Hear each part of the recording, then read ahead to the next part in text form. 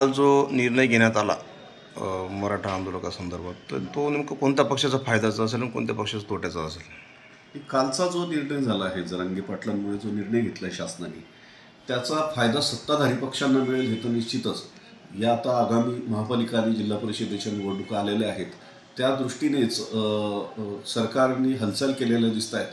परंतु आंदोलनाच्या सुरुवातीपासूनच फडणवीसांचं नाव हे घेण्यात येत होतं आणि फडणवीस विरुद्ध मराठे असं एक चित्र तयार करण्यात आलेलं आहे. आणि त्यामुळे मला नाही वाटत की या सगळ्या निर्णयाचा फायदा भाजपला फारसा होऊ शकतो. मात्र शिंदे गटाला किंवा शिंदेच्या शिवसेनेला याचा फायदा होऊ शकतो. कारण गेल्या वेळेस जर बघितलं तर संपूर्ण आंदोलनाचं श्रेय हे शिंदेंनी घेतलेलं होतं आणि यंदा शिंदेंना आंदोलनापासून सोयीस्कररित्या दूर ठेवण्यात आलं किंवा निर्णय प्रक्रियेमध्ये शिंदेंचा थेट सहभाग घेण्यात आला नाही किंवा जी उपसमिती होती त्या समितीला स्टेजवर आणण्यात आलेलं आहे.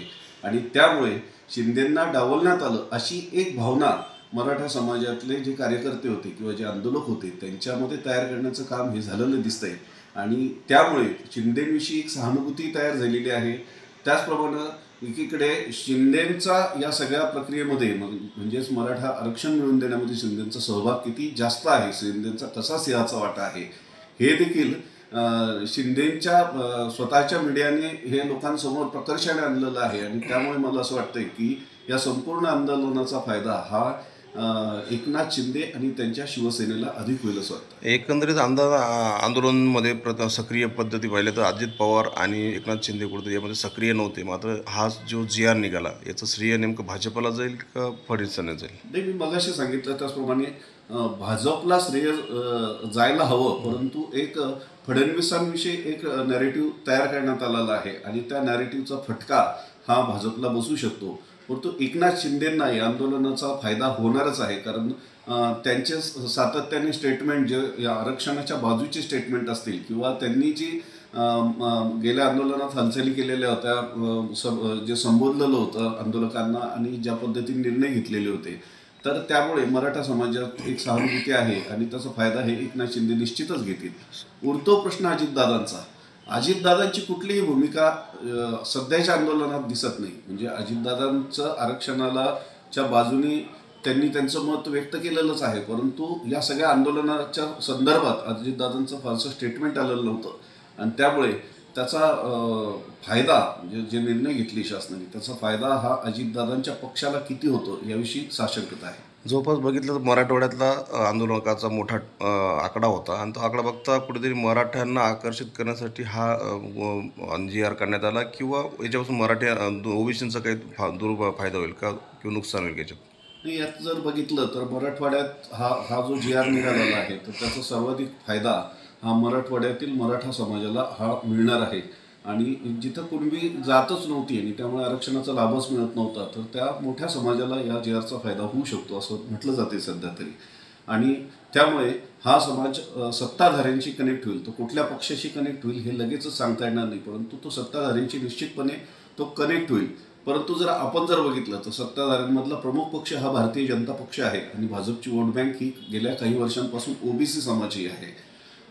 ज्या पद्धतीने जी आर काढलेला आहे, कारण ओबीसी समाजाला 27% आरक्षण आहे आणि त्याच्यातही एनटी वगैरे जो संवर्ग होता तर तो संवर्गाचे साधारणतः 10% आरक्षण, म्हणजे जे मूळ ओबीसी आहे त्यांना 17% आरक्षण शिल्लक राहतं. त्यातही आता मराठा समाजाचे लोक येतील, विशेषतः मराठवाड्यात मराठा समाजाचे मोठ्या प्रमाणात ओबीसीमध्ये येतील आणि त्यामुळे ओबीसीचा जो मूळ ओबीसी वर्ग आहे याच्यावर अन्याय होऊ शकतो अशी एक भावना तयार झालेली आहे.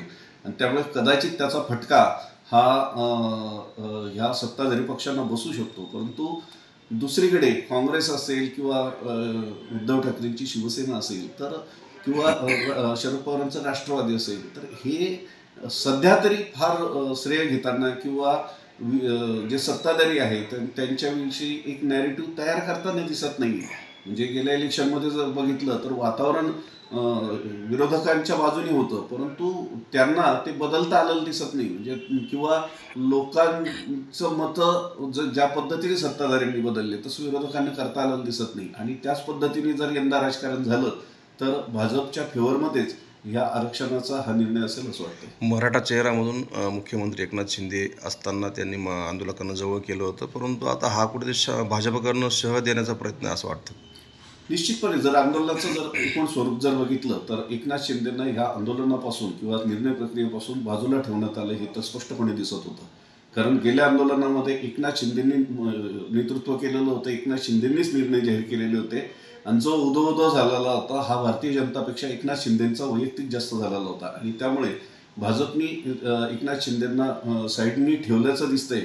परंतु त्यातून दुसरी एक शक्यता वर्तवण्यात येत आहे. कारण जर आपण मुंबईचं जर मंत्रालयातलं जे चित्र आहे किंवा जी कुजबूज आहे तर त्याचा जर आपण कानोसा घेतला तर एक सहजपणे अशी चर्चा सुरू आहे की देवेंद्र फडणवीस हे पुढच्या काही महिन्यांमध्येच कदाचित त्यांना दिल्लीमध्ये बोलावण्यात येईल आणि मग त्यांच्या जागेवर कोण मुख्यमंत्री असणार.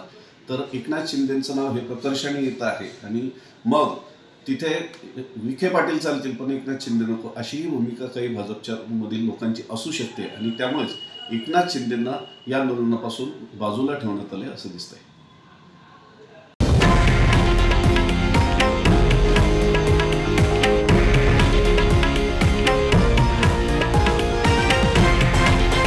हे आहे देशातील नंबर 1 न्यूज नेटवर्क आणि आपण पाहत आहात TV9 मराठी, एकमेव.